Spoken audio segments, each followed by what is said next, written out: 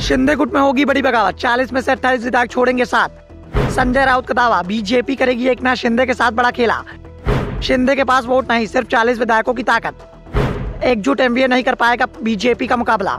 महाराष्ट्र में एकनाथ शिंदे बीजेपी के सहयोगी सीएम जरूर बन गए हैं, लेकिन उनकी ये कुर्सी लंबे समय तक नहीं चलने वाली। शिंदे की कुर्सी मुश्किल में फंसी हुई है। सुप्रीम कोर्ट में शिंदे की अयोग्यता से जुड़ा मामला चल रहा है। कोर्ट का फैसला कभी भी आ सकता है, तो शिंदे के साथ गए विधायक नई राह तलाशने में जुट गए हैं। बीजेपी शिंदे के साथ बड़ा खेला करने की तैयारी में है। शिंदे गुट के विधायक बीजेपी के संपर्क में है। संजय राउत ने इस बात का दावा कर दिया है कि शिंदे समूह के 40 में से 28 विधायक आने वाले समय में बीजेपी के साथ शामिल हो जाएंगे। संजय राउत ने कहा कि शिंदे समूह के पास कोई वोट बैंक नहीं है, सिर्फ 40 विधायक ही उनकी ताकत है।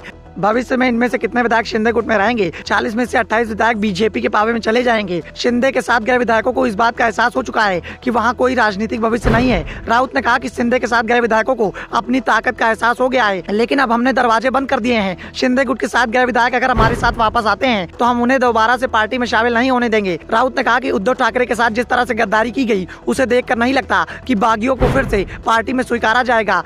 हमें जितने भी मौके उन्हें देने थे हमने उन्हें दे दिए, अब चुनाव में उनसे निपटा जाएगा। संजय राउत ने कहा कि इस समय महाराष्ट्र में कई लोग मौके का इंतजार कर रहे हैं। जनता चुनाव के इंतजार में है और चुनाव में बीजेपी को भी पता चल जाएगा कि कौन कितना मजबूत है। महाविकास आघाड़ी गठबंधन को आगामी चुनाव में कोई नुकसान नहीं होने वाला। जो भी नुकसान होगा वो बीजेपी का होना है, क्योंकि बीजेपी की जीत पर हमेशा शिवसेना की ताकत शामिल होती थी और इस बार उन्हें हराने के लिए ताकत लगा रहे हैं। संजय राउत ने कहा कि हाल ही में हुए चुनाव में हमने देखा है कि जनता तैयार है। कस्बा पैठ विधानसभा सीट पर बीजेपी को कड़ी हार का सामना करना पड़ा। इसके बाद बीजेपी को भी इस बात का एहसास हो चुका है कि उसकी जमीन खिसक गई है। उद्धव ठाकरे की सभाओं में लोगों की जबरदस्त भीड़ देखने को मिल रही है। रत्नागिरी की सभा में जबरदस्त समर्थन देखने को मिला और उसके बाद मालेगांव में हुई रैली ने भी पुराने सारे रिकॉर्ड तोड़ दिए। राउत ने कहा कि प्रदेश सरकार पर हाल ही में सुप्रीम कोर्ट ने कड़ी टिप्पणी की है। ये पूरे प्रदेश के लिए चिंता की बात है। ऐसे में लोगों के हाथ से प्रदेश चला गया है, जिन्हें प्रदेश से ज्यादा चिंता सरकार बनाने की है। छत्रपति संभाजी नगर में सरकार की नाक के नीचे जो कुछ हुआ वो सरकार की नाकामी के चलते हुआ। मैं तो यही कहूंगा कि सरकार किस पर हुआ।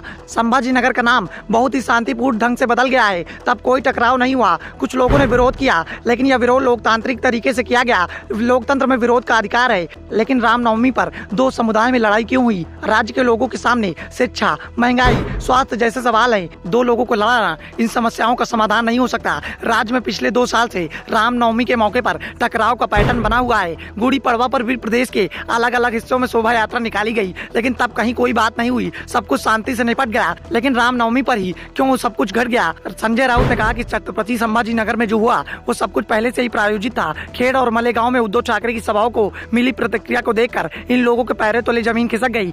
तो कुछ लोग हाथ पकड़कर माहौल खराब करने की कोशिश कर रहे हैं। बेवजह जातिगत दरार पैदा करने की कोशिश की जा रही है, लेकिन शिंदे सरकार को इन सब का कोई फायदा नहीं मिलने वाला। सरकार को भी इस बात का एहसास हो चुका है कि जनता इंतजार में बैठी है और हम भी इंतजार में बैठे हैं।